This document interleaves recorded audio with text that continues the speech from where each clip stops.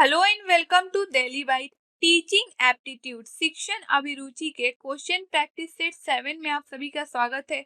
इससे पहले मैंने टीचिंग एप्टीट्यूड के सारे ही लेक्चर्स को कवर करवाया है, साथ ही साथ 6 क्वेश्चन प्रैक्टिस सेट भी कवर करवाया है, जिसे देखने के लिए आप हमारे चैनल के प्लेलिस्ट में जा सकते हैं।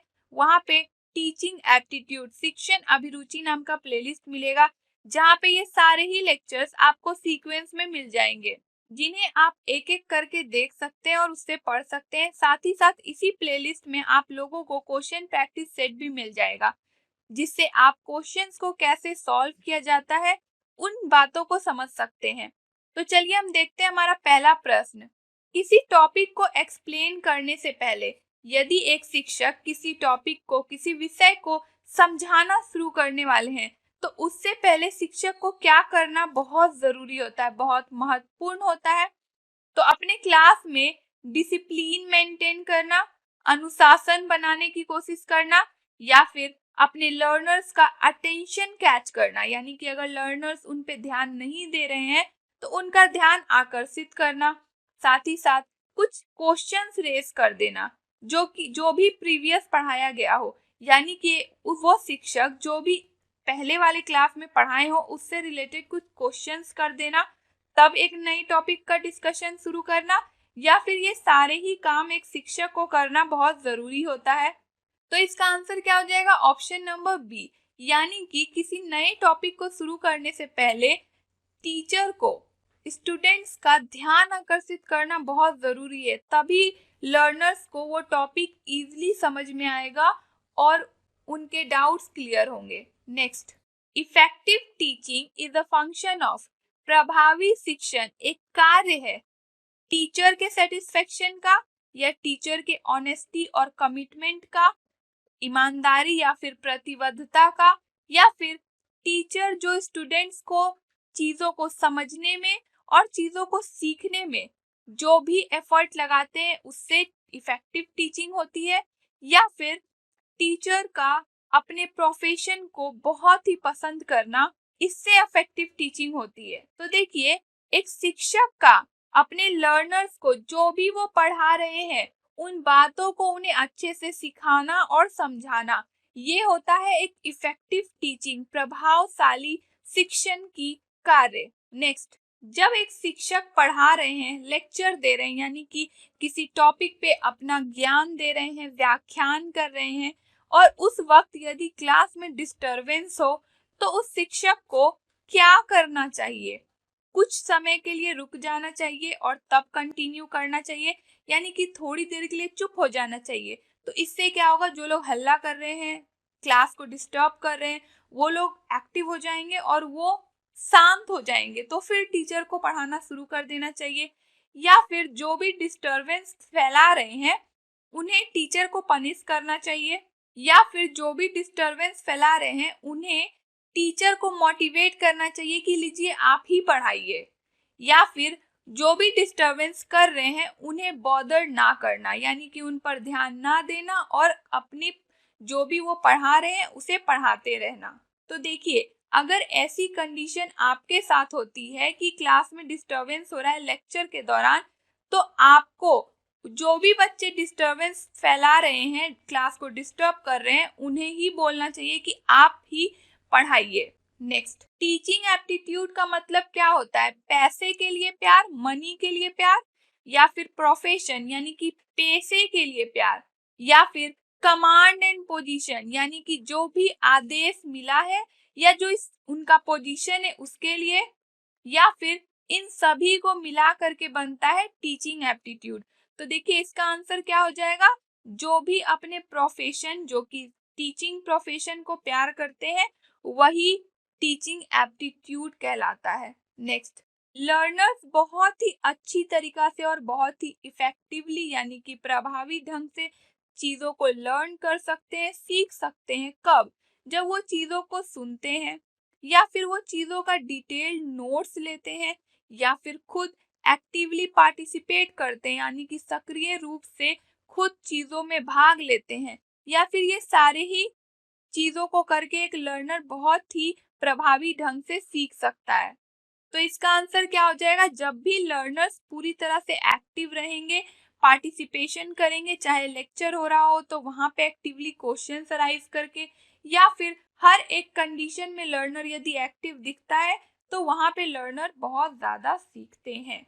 नेक्स्ट, वर्बल गाइडेंस यानी कि मौखिक मार्गदर्शक, यानी कि कोई गाइडेंस बोल कर दिया जाए तो वो सबसे कम प्रभावी कब होता है, जब हम एप्टीट्यूड सिखा रहे हो, यानी कि योग्यता, किसी चीज की योग्यता सिखा रहे हो, या फिर कोई स्किल यानी कि कोई कौशल सिखा रहे हो, या फिर एटीट्यूड यानी कि मनोभाव का ज्ञान दे रहे हो, या फिर रिलेशनशिप संबंध के बारे में ज्ञान दे रहे हो।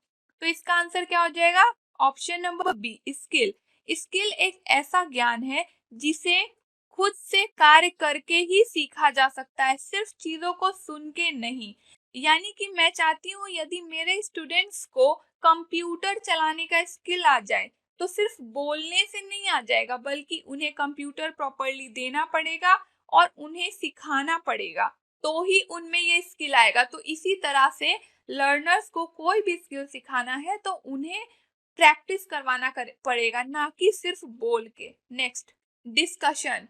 डिस्कशन यानी कि जो चर्चा विधि होती है वो बहुत ही अधिक प्रभावी, इफेक्टिव कब होगी, जब जो टॉपिक का डिस्कशन हो रहा है उससे क्या करना चाहिए, नहीं बताना चाहिए लर्नर्स को, या फिर डिस्कशन के शुरू होने से थोड़ी देर पहले बता देना चाहिए, या फिर बोर्ड पे डायरेक्टली टॉपिक का नाम लिखना चाहिए कि इससे रिलेटेड आज डिस्कशन होगा, या फिर उस टॉपिक को एक दिन या 2 दिन पहले ही इन्फॉर्म कर देना चाहिए लर्नर्स को।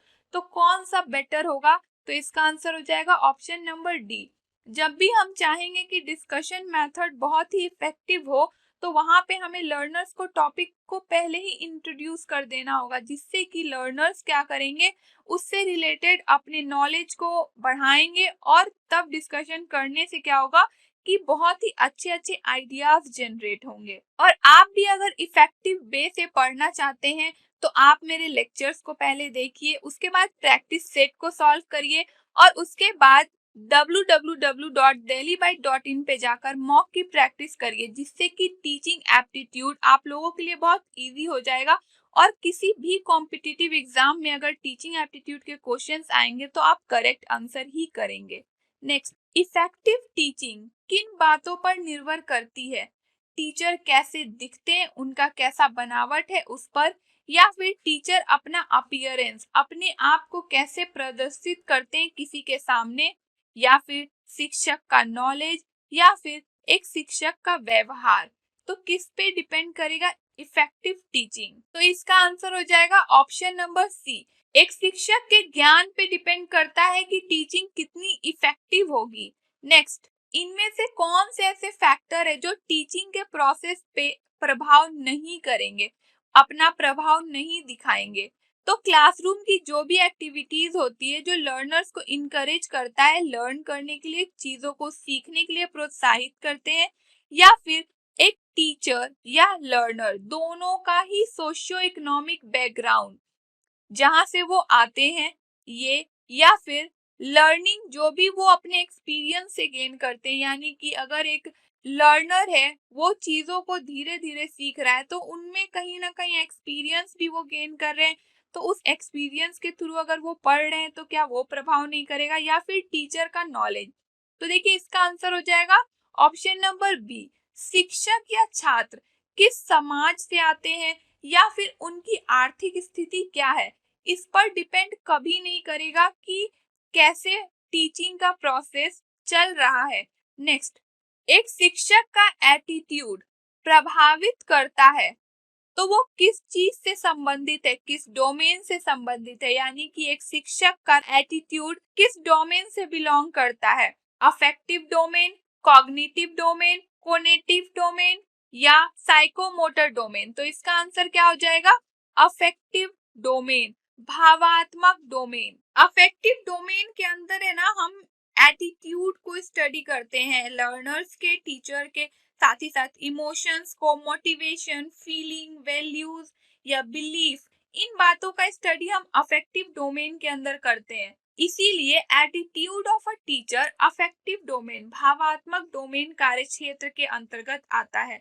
नेक्स्ट, अगर आप एक शिक्षक हैं और आप ब्लैक बोर्ड का यूज कर रहे हैं क्लास में और आप ही के क्लास में कुछ ऐसे स्टूडेंट हैं जिन्हें आंख में कुछ प्रॉब्लम है, उनको सही से नहीं दिखता है, तो आपको क्या करना चाहिए?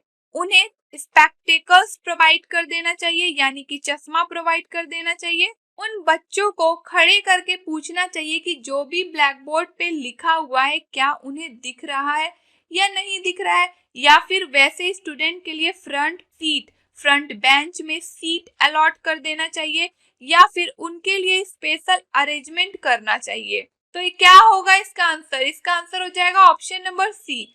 अगर आपके क्लास में किसी बच्चे को देखने में प्रॉब्लम होती है ब्लैक बोर्ड पे क्या लिखा है, तो वैसे बच्चों के लिए आपको फ्रंट बेंच पे सीट अलॉट कर देना चाहिए। नेक्स्ट, ब्लैक बोर्ड का एक शिक्षक टीचर बहुत ही अच्छे तरीके से यूज कर सकता है। कैसे?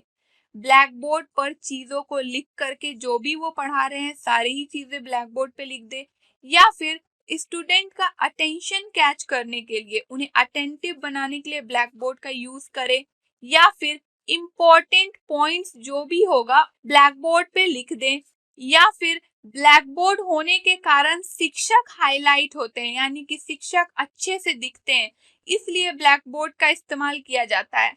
तो इसका आंसर क्या हो जाएगा? ऑप्शन नंबर सी, यानी कि कुछ महत्वपूर्ण बिंदु या पॉइंट लिख सकते हैं शिक्षक पढ़ाते वक्त, जिससे कि स्टूडेंट्स थोड़े अटेंटिव हो जाते हैं। नेक्स्ट, इनमें से कौन सा method of teaching oldest method of teaching है? डिमॉन्स्ट्रेशन मेथड, प्रदर्शन विधि, लेक्चर मेथड, व्याख्यान विधि, माइक्रो टीचिंग मेथड, सूक्ष्म शिक्षण विधि, या फिर सेमिनार मेथड, संगोष्ठी विधि। तो इसका आंसर क्या हो जाएगा? लेक्चर मेथड, यानी कि व्याख्यान विधि। ये सबसे पुरानी शिक्षण की पद्धति या मेथड है। नेक्स्ट, इनमें से कौन सा ऑप्शन इंडिकेट कर रहा है इवेल्युएशन को, यानी कि मूल्यांकन को? राम को 45 मार्क्स आए 200 में, या फिर मोहन को 38% आए इंग्लिश में, या फिर श्याम फर्स्ट डिवीजन से पास हो गया फाइनल एग्जाम में, या फिर सारे ही? तो इसका आंसर क्या हो जाएगा? इसमें से कौन कौन इवेल्युएशन को दर्शाते हैं? तो सारे ही इवेल्युएशन को दर्शा रहे हैं। नेक्स्ट, किसका बिहेवियर सबसे ज्यादा अफेक्ट करता है एक स्टूडेंट को? एक छात्र को किसका व्यवहार सबसे ज्यादा प्रभावित करता है?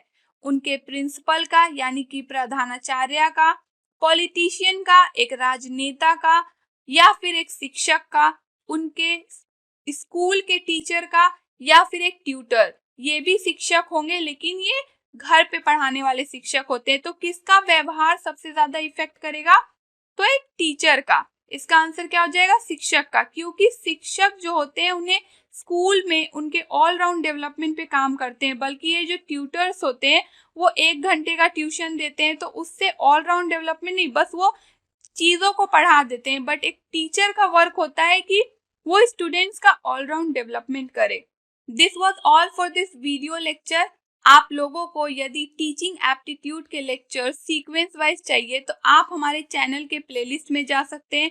वहाँ पे टीचिंग एप्टीट्यूड शिक्षण अभिरुचि नाम का प्लेलिस्ट बना होगा, जहाँ पे ये सारे ही लेक्चर्स आपको सीक्वेंस वाइज मिल जाएंगे।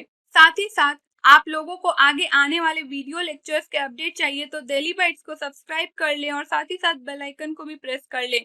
And also follow and connect with us for updates and queries on WhatsApp, Facebook, Telegram and Instagram. Links are available in the description box. Stay tuned, stay updated, and don't forget to follow your dreams.